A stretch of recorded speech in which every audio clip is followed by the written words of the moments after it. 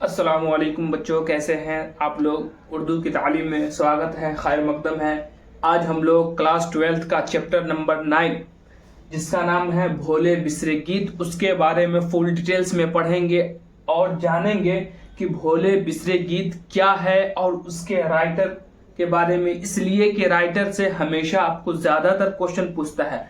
तो भोले बिसरे गीत यह एक अफसाना है। और भोले बिसरे गीत क्या चीज़ है, ये मतलब एक कहानी है या फिर किस चीज़ का नाम है भोले बिसरे गीत। तो भोले बिसरे गीत एक 7:30 से पहले एक चैनल था जिसपे कुछ कहानियां वगैरह, कुछ गीतें वगैरह आती थी। फॉर एग्जाम्पल पे जैसे कि आप लोग जैसे रेडियो समाचार वगैरह कैसे सुनते हैं, तो हर चीज़ का एक टाइम टेबल रहता है। तो उसी तरीके से 7:30 से पहले भोले बिसरे गीत एक चैनल में आता था और उसी में गीत वगैरह सुनाई जाती थी। और इसके बारे में फुल डिटेल्स में पढ़ेंगे कि इस गीत में क्या बोले जाते थे और इस भोले बिसरे गीत से रिलेटेड शफी जावेद साहब इस कहानी में क्या बयान किए हैं और ये कहानी किस टाइप का है, घर से रिलेटेड है जिसको हम लोग नफ्सियात कहते हैं, या फिर एजुकेशन से रिलेटेड है, या हम लोगों को इससे क्या इंस्पायर होनी चाहिए, क्या नसीहत लेनी चाहिए, उसके बारे में फुल डिटेल्स में जानेंगे।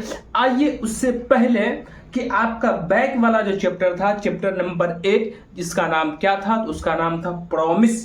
प्रॉमिस मतलब वादा करना। उसके बारे में 2 मिनट में रिवीजन कर लेते हैं, उसके राइटर के बारे में जान जाते हैं, ताकि आपका जो भूला हुआ है उसको हम लोग रिवीजन कर लेंगे, फिर आगे मेन चैप्टर की तरफ चलेंगे। अभी तक जो भी बच्चे जो भोले बिसरे गीत से पहले वाला जो चैप्टर है, जैसे आपको प्रॉमिस हो गया, और उससे पहले आपको जो है आपको सआदत हुसैन मिंटू का है, और भी बहुत सारी कहानी जो आपके बुक में जो अब तक चैप्टर 8 खत्म हो चुका है, वो नहीं देखे हैं तो वो लोग जाकर चैनल से जाकर देख ले उर्दू की तालीम से। आपका जो 8 नंबर चैप्टर है उसका रिवीजन में सबसे पहले हम लोग ये जानेंगे कि प्रॉमिस के राइटर कौन है। तो प्रॉमिस के राइटर है जिलानी बानो। ठीक है, जिलानी बानो की पैदाइश कब हुई? तो जिलानी बानो की पैदाइश 1936 ईस्वी में हुई। कहाँ हुई? तो बदायूं में हुई। उनके फादर का नाम क्या था? तो उनके फादर का नाम था अल्लामा हैरत बदायूनी। यह एक उर्दू और फारसी के अच्छे जानकार थे और बहुत बड़े मौलाना भी थे। ये लोग ट्रांसफर होके, मतलब ये लोग बदायूं उत्तर प्रदेश से ट्रांसफर होके ये लोग सुकूनत कहाँ इख्तियार कर लिए? हैदराबाद, और वहीं जाकर बस गए। ठीक है, और जिलानी बानो ज्यादातर जो एजुकेशन हासिल की थी वो प्राइवेट से की थी, और इनका हायर एजुकेशन कितना था? तो एमए तक था। और इन्हें क्या चीज का शौक था, पसंद था? तो ये मुसव्विरी और मौसीकी का शौक था। मुसव्विरी मतलब जैसे कि फोटोग्राफर वगैरह किस तरीके से फोटो वगैरह बनाते हैं, वो हो गया। दूसरी बात मौसीकी, जैसे म्यूजिक वगैरह कैसे होता है, दफ वगैरह बजाना, वो उसको हम लोग कहते हैं म्यूजिक या फिर मौसीकी कहते हैं। ये चीज हो गया। जिलानी बानो अपने दौर में बहुत ज्यादा स्ट्रगल किए और बहुत सारी किताबें लिखी जो आपको इसका फुल डिटेल्स बता दी है। और इस कहानी में जो जिलानी बानी आपके जो निसाब में जो चैप्टर है जिसका नाम है प्रॉमिस, उसमें क्या बयान करती हैं? तो वो बोलती हैं प्रॉमिस में एक अम्मू नाम की लेडीज रहती है, औरत रहती है, जिसके पास 4 बच्चे होते हैं। 4 बच्चे, 4 बेटे रहते हैं। पहला का नाम जैसे जमशेद, खुर्शीद, रशीद और हमीद रहते हैं। अम्मू और उसके हस्बैंड बहुत मेहनत और मशक्कत से जमीन जायदाद बेचकर अपने औलाद को आला पोस्ट पर अच्छा एजुकेशन, हायर एजुकेशन हासिल करवा देती है।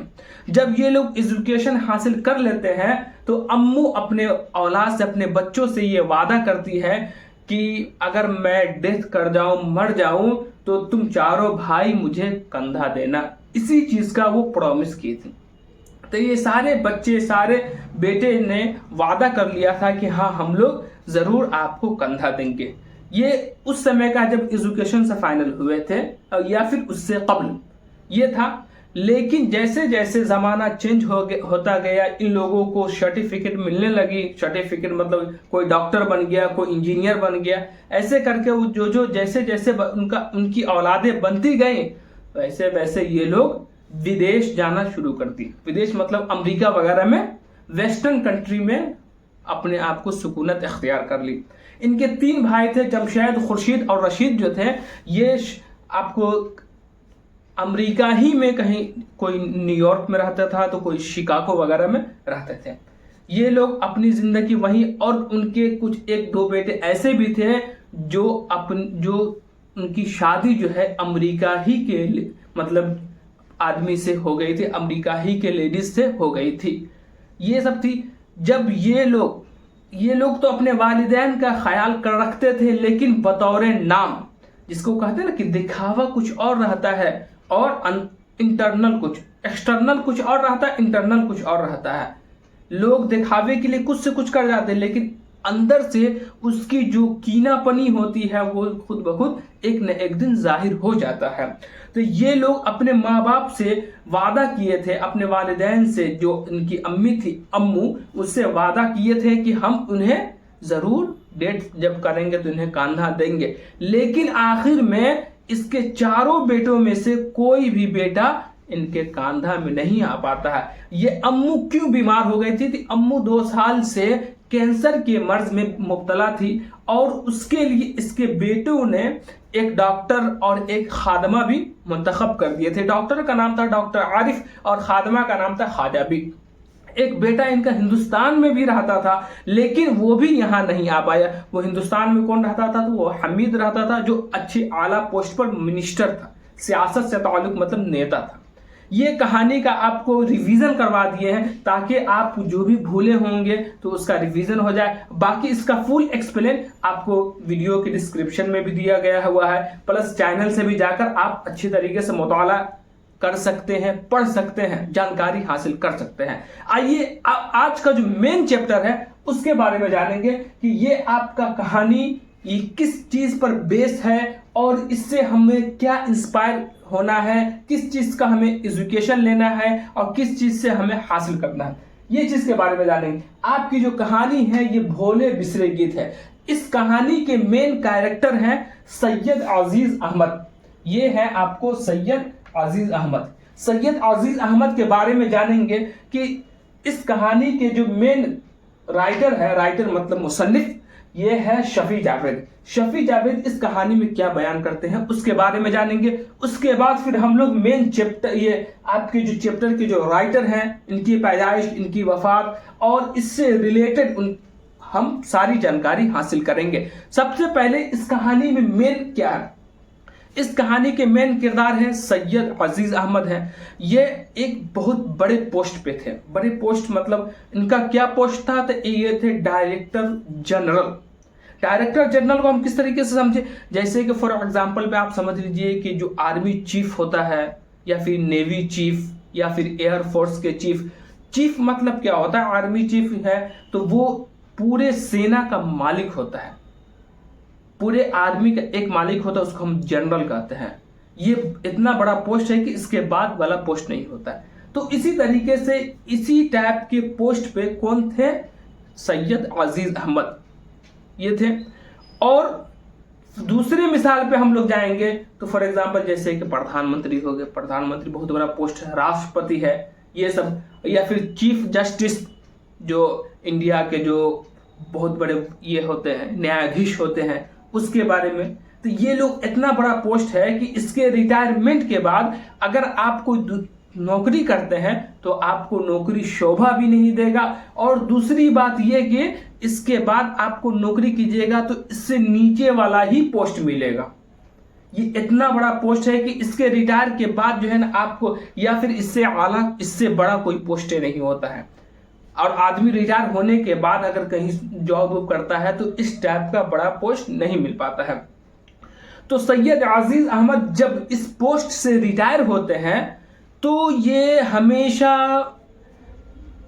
तन बतन, हमेशा वो टेंशन में रहते हैं, हमेशा चहलकदमी वगैरह करते हैं, किताब वगैरह का मुताला करते रहते हैं। और ये कोई दूसरा रिटायरमेंट के बाद कोई दूसरी नौकरी तलाश नहीं करते, कोई दूसरी नौकरी करना नहीं चाहते। इसलिए कि अगर आप या हम कोई भी अगर ऊंचे पोस्ट पर, अगर हम ऑफिसर या आप ऑफिसर रैंक पे या फिर कोई आला पोस्ट पे आप नौकरी करते हो, जब आपका रिटायरमेंट हो जाए और आपको इसमें चपरासी वाला नौकरी करने के लिए बोलेगा तो करिए, नहीं करेगा, नहीं आप कीजिएगा, नहीं हम करेंगे। तो यही चीज इनके साथ प्रॉब्लम था। किसके साथ? सैयद अजीज अहमद के साथ प्रॉब्लम था कि वो इतने बड़े पोस्ट से रिटायर हुए थे कि वो नीचे वाले पोस्ट में करना नहीं चाहते थे, जिसके बिना पर इनकी वाइफ और इनका जो बेटा था ये इन्हें ताना देते थे और बहुत सारी बातें भी बोलते थे।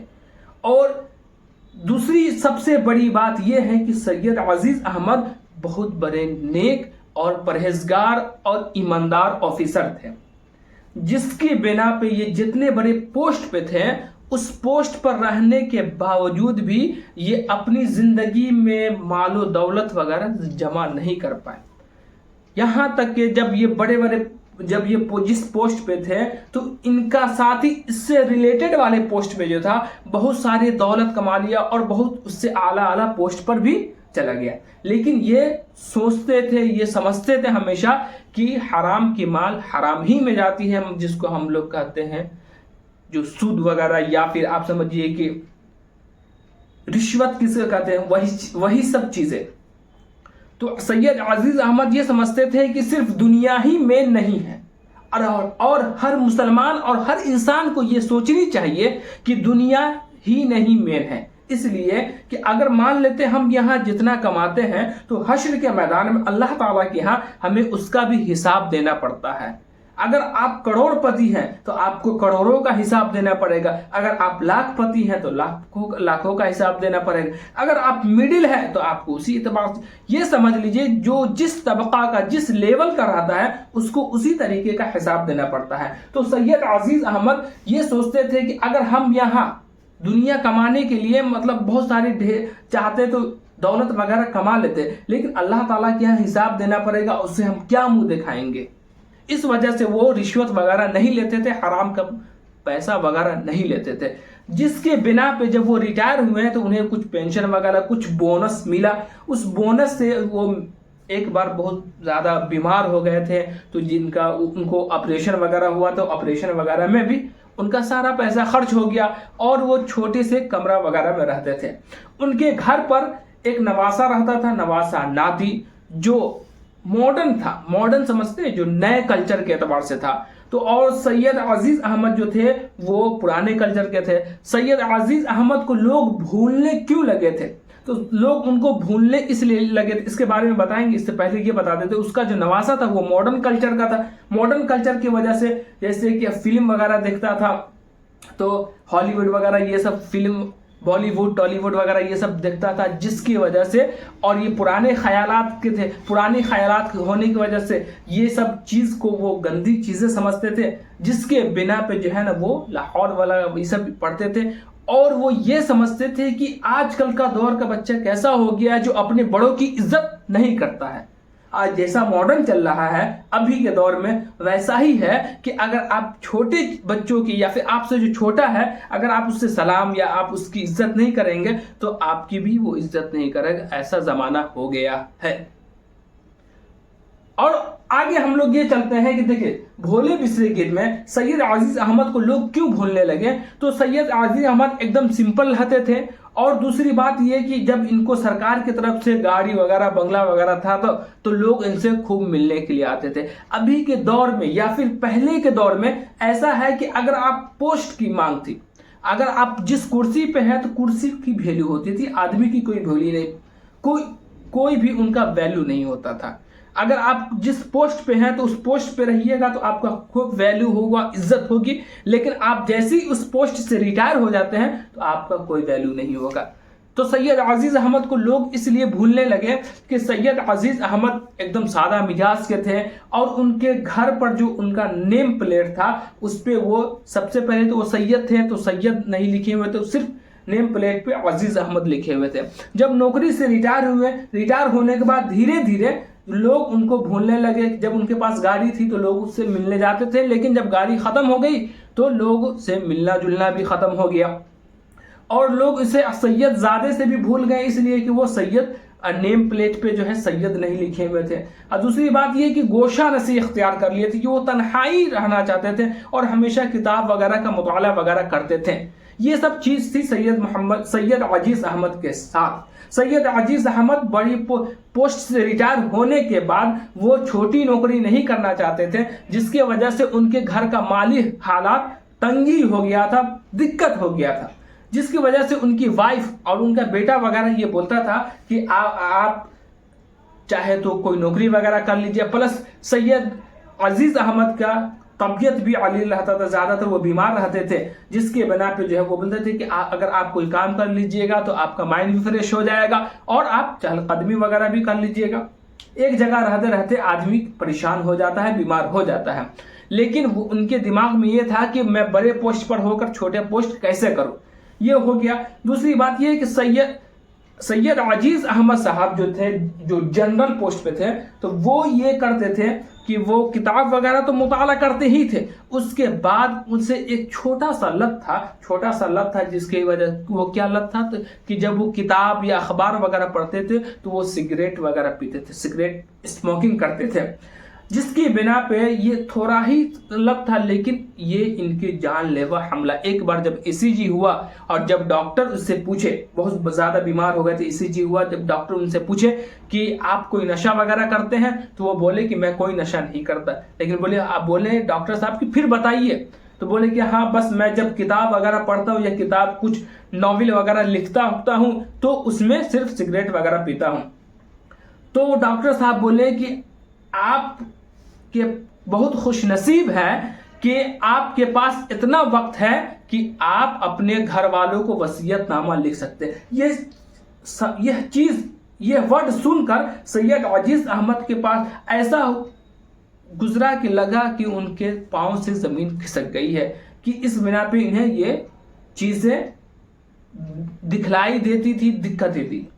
दूसरी बात तो यह है कि जब ये और उनसे सिगरेट मांगा डॉक्टर साहब जब सिगरेट मांगे तो सैयद अजीज़ अहमद साहब को लगा कि इनको चाहिए पीने होने के लिए, तो वो बड़ा न्यू पैकेट दिए, लेकिन फिर भी जब वो डॉक्टर साहब लिए तो वो उनको फेंक दिए।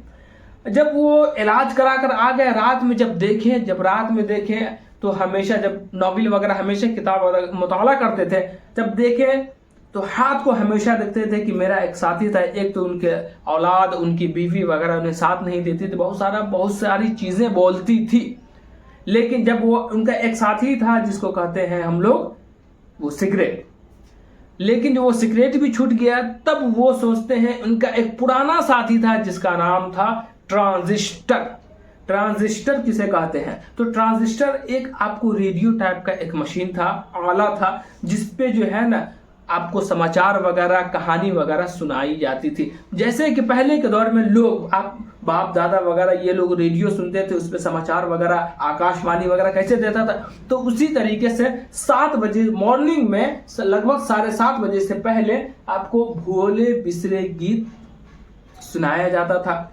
उसमें आपको बहुत सारी चीजें बताई जाती थी, वो कहानी थी, वो चैनल था भोले बिसरे गीत, और उस पे जो है उससे वो बहुत ज्यादा इंस्पायर होते थे। वो सुनते ही नहीं थे बल्कि उसके वर्ड को अपने दिल में समा लेते थे और उससे बहुत इंस्पायर होते थे, जिसकी वजह से सैयद अजीज़ अहमद हमेशा जब भी भोले बिसरे गीत का प्रोग्राम होता था तो वो हमेशा इसे सुनते थे, चाहे वो कितने बड़े काम में क्यों ना मशगूल हो, लेकिन इसको जरूर अटेंड करते थे। ये था। तो सैयद अजीज़ अहमद इस चीज को तलाश करने के लिए ये कबाड़ा हो गया हुआ था, तो कबाड़ेदान में फेंका हुआ था। इसको तलाश करते करते जब ये बहुत पूरी रात तलाश किए, तब इसे इनको मिला, और जब ये खुशी हुए, ये मुसर्रत हुए, तब इन्हें एहसास हुआ कि एक मेरा साथी है, कि एक छूट गया, जैसे एक सिगरेट छूट गया तो एक ट्रांजिस्टर जो मशीन थी वो मिल गया, और वो आवाजें और वो भोले बिसरे गीत की सुनने की सदाएं वो के इंतजार में वो ऐसा ही लेटे रह गए। ये थी कहानी। और इस कहानी से हमें इंस्पायर ये होनी चाहिए कि अगर हम किसी के लिए चाहे कितना भी कर दें, लेकिन अगर उसके लिए अगर हम कोई ऐसा काम नहीं करते हैं, जैसे कि फॉर एग्जाम्पल अगर आप किसी के लिए आप 99% भी अगर कोई काम करते हैं और 1% उसके लिए नहीं करते हैं, तो आपकी बगावत हो जाता है। तो ये चीज़ नहीं इंसानों को चाहिए। हम लोगों को या आप लोगों को क्या चाहिए कि दुनिया वालों को खुश ना करे बल्कि अल्लाह और उसके रसूल को खुश करे, ताकि आपका दुनिया और आखिरत दोनों आबाद हो जाए। हम दुनिया को खुश करने के चक्कर में हराम, रिश्वत वगैरह ये सब लेते हैं, लेकिन दुनिया तो खुश हो जाता है, बहुत सारे पैसा, मालो दौलत हो जाती है, लेकिन ये सब दुनिया ही में रह जाता है और इसका हमें हिसाब भी देना पड़ता है। जब हिसाब देना पड़ता है तो उस समय ऐसा हालत होता है कि कोई किसी का पूछने वाला नहीं रहता है। हश्र के मैदान में आपको ऐसा सिचुएशन रहेगा कि आपको अगर एक नेकी की वजह से आप जहन्नम में जा रहे हैं तो एक नेकी किसी से मांगिएगा तो नहीं देगा। तो ये चीज है कि आपके पेरेंट्स या आपके जो गार्जियन है, आप उसको दीनी एतबार से उसका ख्याल रखें और प्लस वो चीज ना करें जो शरीयत दूर करता है। ये चीज, ये कहानी का मेन फुल एक्सप्लेन था। अब हम लोग जानेंगे कि इस कहानी के राइटर के बारे में। कहानी तो समझ लिए कि कहानी के मेन किरदार थे आपको सैयद अजीज अहमद थे, और दूसरा ये कि उस कहानी के उनके एक पुराने दोस्त भी थे। जो पुराने दोस्त का नाम क्या था? तो पुराने दोस्त का नाम था रवि रंजन था। और सैयद अजीज अहमद किस पोस्ट पे थे? तो सैयद अजीज अहमद थे डायरेक्टर जनरल के पोस्ट पे, ठीक है। और उसका एक पुराना साथी था, इस दोस्त से भी पुराना साथी, जिसको हम लोग कह सकते हैं, जिसको वो हमेशा सुनते थे, हमेशा अटेंड करते थे, उसका नाम था क्या? ट्रांजिस्टर। फॉर एग्जाम्पल जैसे कि आप रेडियो वगैरह कैसे होता, वो चीज हो गया। अब हम लोग जानेंगे मेन राइटर के कैरेक्टर के बारे में, राइटर की जीवनी, राइटर की सवाने हयात के बारे में, कि ताकि इससे आपका क्वेश्चन हमेशा आता है तो हमेशा इससे ज्यादा इसकी तरफ ध्यान देना है। कहानी को तो सिर्फ समझना है, लेकिन मेन अगर एग्जाम पास करने के लिए आपको इस चीज को हमेशा याद करना है। चलिए हम लोग मुताला करते हैं, स्टार्ट करते हैं, शुरू करते हैं। देखिए सबसे पहले आपका चैप्टर नंबर कितना है? तो चैप्टर नंबर 9 है। और ये आपका कहानी, इस कहानी का नाम क्या है? तो ये है आपको भोले बिसरे गीत, और यह एक अफसाना है। अफसाना मतलब मिनी कहानी, छोटी कहानी, ठीक है। और मुसन्निफ क्या है? तो मुसन्निफ है ये शफी जावेद, ये राइटर जिसको हम लोग कहते हैं मुसन्निफ। दूसरा ये इनका असल नाम क्या था? तो इनका असल नाम था सैयद मोहम्मद शफीउद्दीन था। इनका असल नाम था सैयद मोहम्मद शफीउद्दीन था। इनकी पैदाइश, इनका डेट ऑफ बर्थ कितना है? तो इनकी पैदाइश 4 जनवरी 1935 ईस्वी को इनकी पैदाइश हुई। इससे पहले वाला चैप्टर में है आपको इससे पहले वाला चैप्टर में है जो जिलानी बानो है, उनकी पैदाइश कब हुई? तो 1936 ईस्वी में। इनकी पैदाइश 1935 ईस्वी में। और ध्यान दीजिएगा, वो उत्तर प्रदेश के थे और ये बिहार में है। शफी जावेद साहब की पैदाइश 1935 ईस्वी में कहाँ हुई? तो मुजफ्फरपुर में। मुजफ्फरपुर कहाँ है? तो बिहार में है। दूसरी बात, इनका आबाई वतन गया है। आबाई वतन किसे कहते हैं? तो आबाई वतन मतलब समझ लीजिए आबा, लफ्ज अब्बा से आबाई, मतलब आपके जो बाप दादे का घर होगा उसको हम लोग आबाई वतन कहते हैं। तो आबाई वतन गया था। गया कहाँ है? तो वो भी बिहार ही में पड़ता है। तो गया था ये बिहार में। नेक्स्ट है इनका एजुकेशन कहाँ तक था? तो इनकी तालीम कहाँ तक थी? तो उसके बारे में जानेंगे। देखिए इनकी तालीम, ये पटना यूनिवर्सिटी से समाजियात में एमए किए थे, मास्टर ऑफ आर्ट्स, ठीक है, एमए किए थे। नेक्स्ट है कि ये मुलाजिमत, नौकरी कहाँ तक किए थे। और ये भी जिस तरीके से ये जो कहानी लिखे हुए हैं शफी जावेद साहब की, इस कहानी भोले बिसरे गीत में एक सैयद अजीज अहमद रहते हैं, तो वो बड़े पोस्ट पर रहते हैं, डायरेक्टर जनरल। तो उसी तरीके से इस कहानी के जो राइटर हैं वो भी अपनी जिंदगी में बहुत बड़े पोस्ट पे थे। फॉर एग्जांपल जैसे कि हुकूमत बिहार स्टेट के डायरेक्टर सेक्रेटरी भी रह चुके हैं। ऑल इंडिया रेड क्रॉस के आपको उसके भी सेक्रेटरी रह चुके हैं। मतलब अपने दौर में शफी जावेद भी बड़े पोस्ट पे रह चुके हैं। और यहाँ तक कि मतलब ये समझ लीजिए कि जो बिहार का जो गवर्नर होता है, गवर्नर समझते हैं जिसको राज्यपाल कहते हैं हम लोग, उसके असिस्टेंट और उसके प्रेस कॉन्फ्रेंस वगैरह ये सब में वो हमेशा अटेंड करते थे। और उस टाइप के उस लेवल के बड़े पोस्ट पे वो रह चुके हैं। आगे हम लोग जानेंगे, देखेंगे इनके मुलाजमत में क्या क्या चीज था। देखिए मुलाजिमत के दौरान ये गवर्नर बिहार के प्रेस सेक्रेटरी थे। दूसरा ये कि ये इस दौरान इस मुलाजमत में ये नौकरी करते थे, ये गवर्नर के मेन प्रेस सेक्रेटरी मतलब समझते हैं जो मेन उनको सलाह देने वाला या फिर उनको जो है संभालने वाला।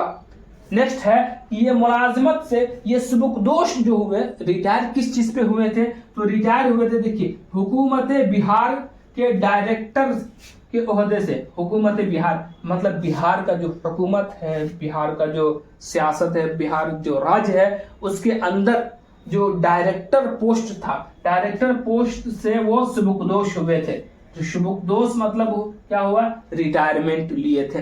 नेक्स्ट है कि इनकी किताबें, इनकी बुक्स में कौन सी बुक कब शाये हुई, कब छपी, और इनका सबसे पहला अफसाना कौन सा था, और ये मिनी कहानी मतलब अफसाना के अलावा छोटी छोटी कहानी भी लिखते थे।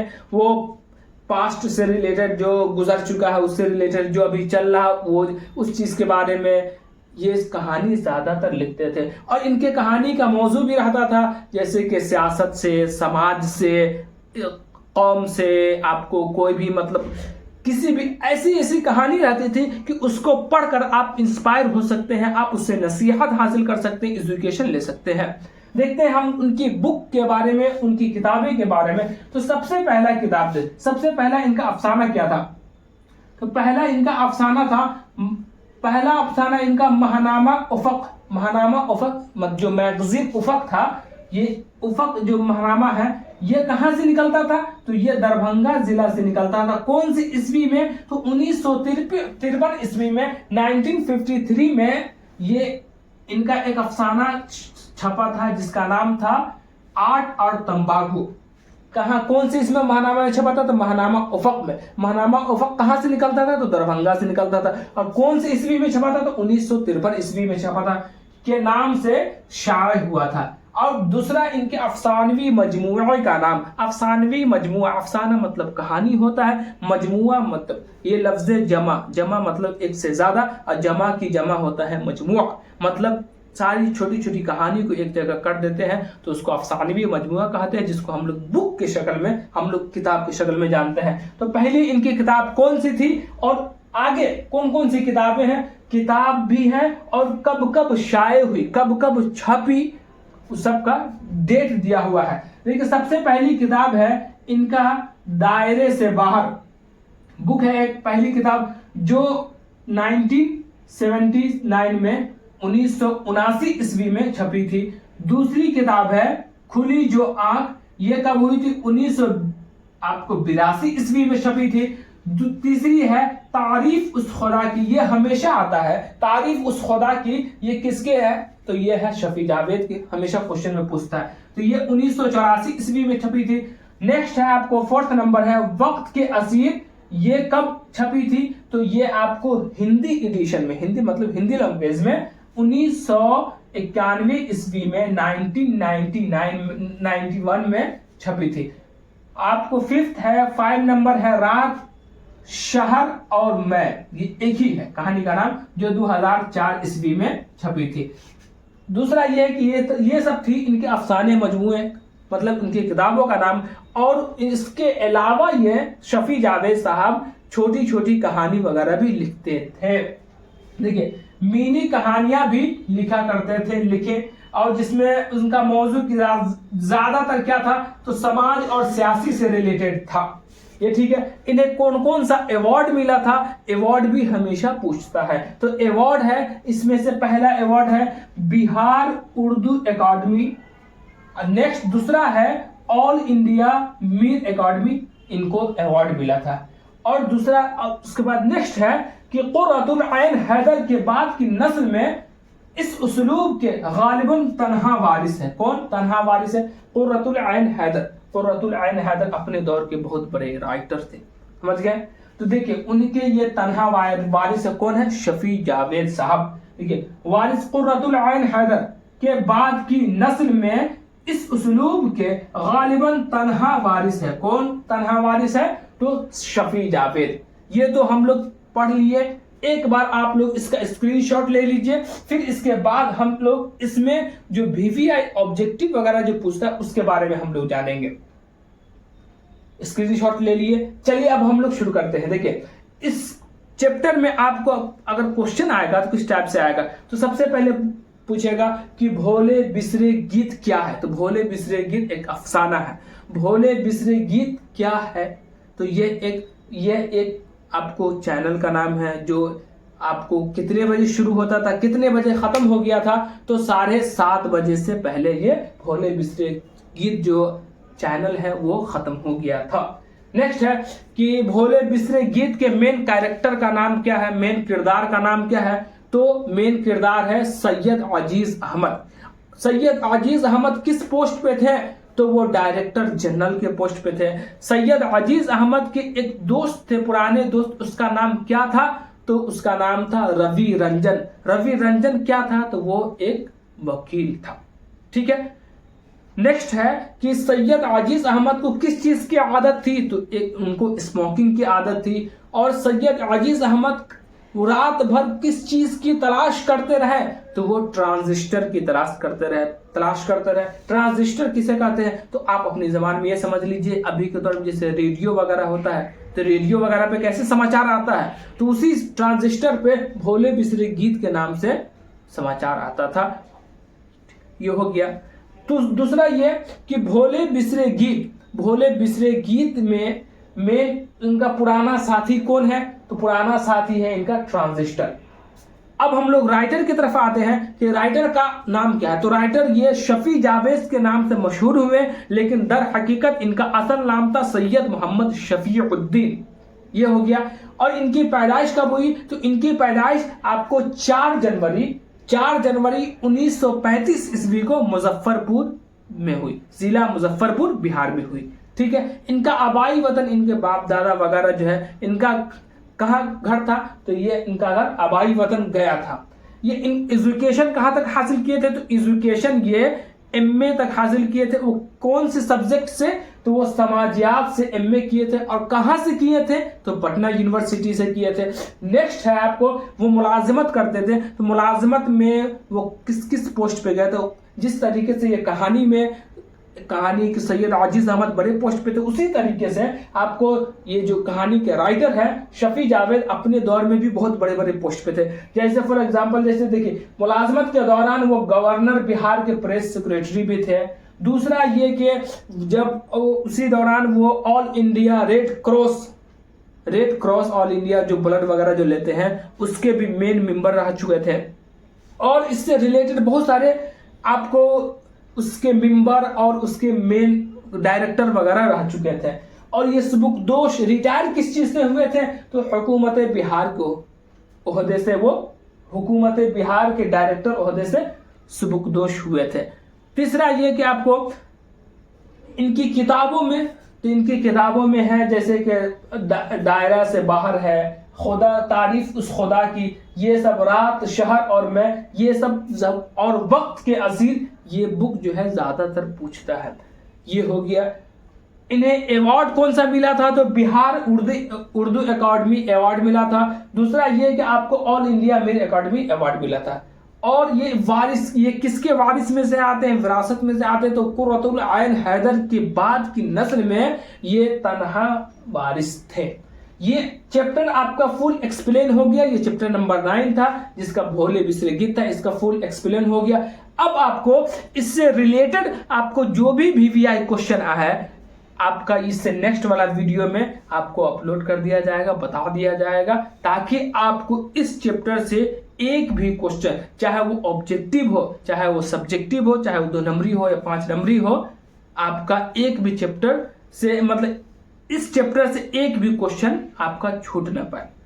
ये तो हो गया कंप्लीट। चलिए अब इसका पहले आप एक्सप्लेन देख लिए, फिर हम आपको इसका जो है नेक्स्ट वीडियो डालेंगे जिसमें आपको इससे रिलेटेड VVI क्वेश्चन वगैरह हो जाएगा। उसके बाद फिर हम लोग ग्रामर की तरफ भी जाएंगे।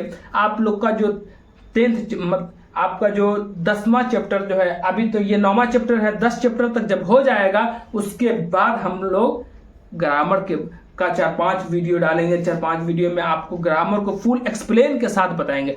अभी तक जो बच्चे भी क्लास 10th हो या फिर क्लास 12th हो वो इस चैनल से नहीं जुड़े हैं तो उस चैनल से जुड़ जाए और अपनी एजुकेशन में ज़्यादा से ज़्यादा हासिल करें, ज़्यादा से ज़्यादा बढ़ाएं। इसलिए कि आपको हर चैप्टर का 2-2 वीडियो, एक एक्सप्लेन वाला और एक उसका वीडियो है जो आपको VVI objective question, subjective question और प्लस उसके अंदर प्रीवियस ईयर क्वेश्चन भी इंक्लूड कर देते हैं ताकि आपका प्रीवियस ईयर क्वेश्चन का भी मुताला हो जाए। ये चीज़ है। प्लस दूसरा, हर चैप्टर का आपको 1-2 शॉर्ट्स भी बना देते हैं ताकि आप लोग पढ़ते पढ़ते अगर आप लोग को सही तरीके से नहीं आए, ना समझ में आए तो शॉर्ट्स भी देख लीजिए। अभी के दौर में जो लोग ज़्यादा शॉर्ट्स देखते हैं तो शॉर्ट्स के ज़रिए भी आप का चैप्टर की भी तैयारी हो जाएगी। दूसरा ये कि आपको ग्रामर का भी शॉर्ट्स है कि ग्रामर का भी आप ये कर सकते हैं। आपको हर वीडियो का की डिस्क्रिप्शन में आपको ग्रामर का शॉर्ट्स हो गया, 12th क्लास का ऑल चैप्टर, 12th क्लास का VVI चैप्टर, उसके बाद 10th क्लास का चैप्टर, 10th क्लास का VVI, 10th क्लास का शॉर्ट्स, सब कुछ डाल देते हैं ताकि आप अगर चैनल में नहीं जा पाते हैं तो डायरेक्ट डिस्क्रिप्शन में जाइए और वहीं से आप देख सकते हैं। आज के लिए बस इतना ही है। बस फिर हम लोग आगे नेक्स्ट वीडियो में मिलेंगे। आज के लिए बस इतना ही। खुदा हाफिज, अस्सलामु अलैकुम।